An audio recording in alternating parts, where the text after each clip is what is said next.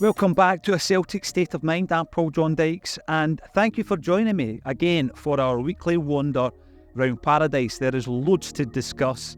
Celtic versus Livingston, of course, at the weekend, the Easter Sunday game. We had Celtic versus the SFA on Friday. We've had Celtic versus Rangers in relation to ticket allocations, and of course Celtic versus the Green Brigade when it comes to the great green and white wall at the women's games. We'll be talking about all of that, but let's start off with a Livy game. Another very good, comprehensive victory for Celtic. 3-0 seems to be the scoreline that we prefer when we go to the Tony Macaroni Arena. When will be the next time on league duty that will be at that venue? Because it does look as though Livingston are on their way down. The last time, of course, they dropped out of the Premiership. They were out of the league for 12 years.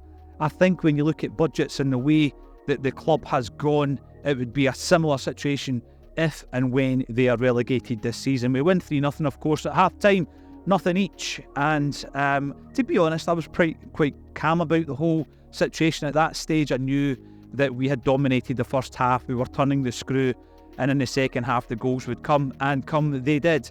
I think one of the biggest plus points yesterday was the fact that Rio Otati returned to the starting 11. There was a lot of talk about him. Obviously, he played the bounce game against St Mirren during the international break. He was photographed at training, and all week we were thinking, will he play maybe half an hour, come on, to try and get up to speed for the Rangers game? But he started. It looked like a bold move. But what a difference when you look at the tempo of how Celtic play. The fact that it's quick passing from Hatate, he picks a pass out, he gets the wingers very quickly into the action. He knows the runs that are being made by Kyogo.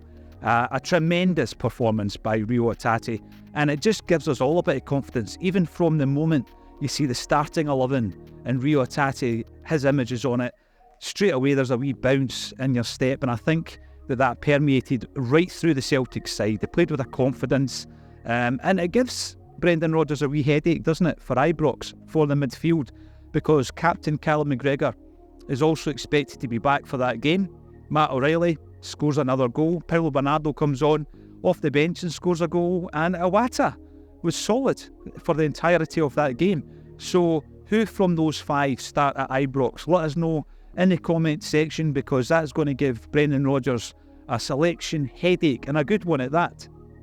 So Rio Otati started the game, as did Cameron Carter-Vickers. There were some concerns about Carter-Vickers with his injuries and that surface, but he started as well. He captained the side, and when he plays, the entire team just has a composure about it. There's a calmness. When Carter-Vickers is at the back, it flows from the defence right through the side. So I thought it was a great performance by him, by Rio Otati in the midfield. And also when you look at the wings as well, they've been really criticised throughout the season, but we seem to have found a good formula now. We've got Maida on the left. Everybody knows what he brings to the game. And on the right-hand side, we now have Kuhn, who's probably benefiting from the fact that Yang dropped out through suspension. And I would be very surprised if Kuhn doesn't start against Rangers at Ibrox on Sunday. Talking of Rangers, of course, there has been a big discussion around ticket allocation, something that was changed back in 2018 by Rangers, and it's taken until 2024 for there to be some kind of resolution. That resolution, of course, being that both teams will be given around 5% for away games. As of next season, of course, there will be no Celtic fans at Ibrox on Sunday, and there will be no Rangers fans at Celtic Park in the corresponding fixture. But why did it take 6 years for the authorities to step in and come to some kind of resolution? Well, that's Scottish football over the back, and we're going to be talking about Scottish football and also refereeing as well. Did you tune in on Friday night to the special, the Acsom special with Alan Morrison? If not, go and check it out. It's all about the issue we have, the problem that we have in Scotland with officialdom and the standard of refereeing. Who does it benefit? Go and check it out. Once again, there was a discussion after the game around the decision not to award Kyogo with a penalty. Anyone watching that without the blue-tinted spectacles on will know that it was a penalty. When you look at the way Devlin went right through to the back of the Celtic striker, took him out, didn't make any connection with the football, if it happens at Ibrox on Sunday and Carter Vickers is the defender, what would the outcome be? So Alan Morrison and myself, we spoke about that. We spoke about it on Friday night. We spoke about this incredible pattern of assistance that one team gets in Scottish football. When you consider how often it takes to get a penalty kick against Rangers, how often you need to get into their box compared to any other team in Scottish football, that's one anomaly. Or is it an anomaly when you then start to look at other metrics? And time again, the only outlier is Rangers. So I really deplore every single one of you, go and have a look at that episode between myself and Alan Morrison on Friday night. We have a deep dive into the data of the Scottish refereeing issue, and it is a big problem. And we've seen it again at the weekend. There was a penalty decision at Ibrox, and then you look at the game at Livingston. That was a penalty all day long. Celtic didn't get it. Why? This is a big question. Why? And you, as a football fan, not just a Celtic fan, as someone who's invested in the Scottish game, what can you do about it? Well, the information in relation to that is in a link underneath the video as well. So go and check it out. If you're frustrated week after week after week about decisions that have been made against your football team, then watch the episode, click on the link underneath, and hopefully change can be made in the Scottish game.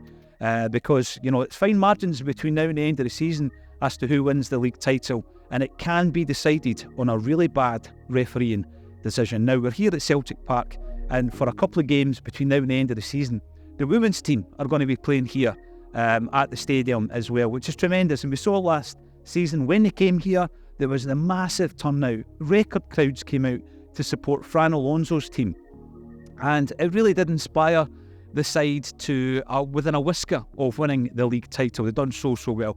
Obviously, there's been a change in management, but there's not been a change in approach when it comes to the three fan groups, the North Curve, the Green Brigade and Boys, who wanted to come here at Celtic Park for 2 games over the next month or so to lend their support to the women's team. And their initiative is the Celtic end. They wanted there to be a full standing section behind the goals, the green and white wall, if you will, very similar, reminiscent of the Borussia Dortmund great yellow wall. And they released a statement saying, this is our intentions. And it sounded tremendous. They showed some of the footage from last season, unbelievable scenes. And as I say, I'm sure that would have inspired the girls to have some brilliant performances here at Parkhead last season. The club came out and basically stated, you will not be doing that. We will not facilitate that for you.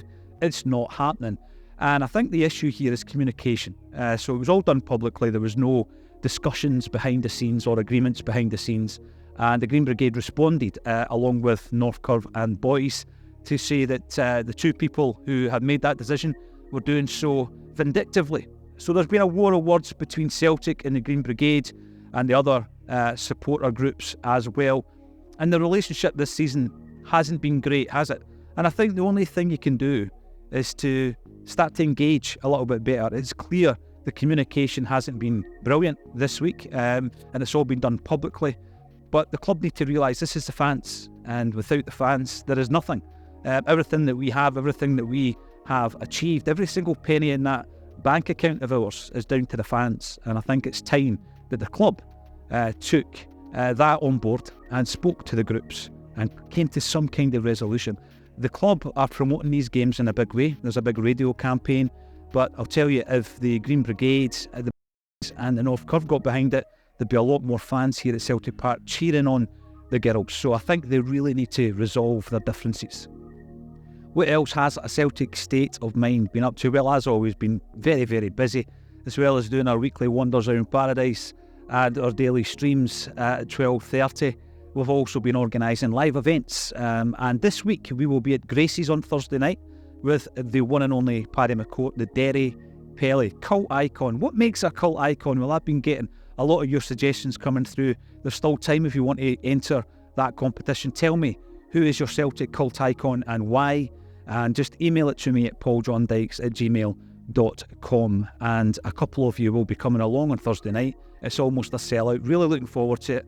It's at Gracie's, and the ticket link is underneath this video. As always, there's a great deal of interest in the week leading up to the Glasgow Derby, and so much so that a German documentary team are coming along to try and get some of the build-up in the atmosphere and the culture of the Celtic support by joining A Celtic State of Mind at Gracie's on Thursday night. So be part of that audience and be part of a German documentary as well.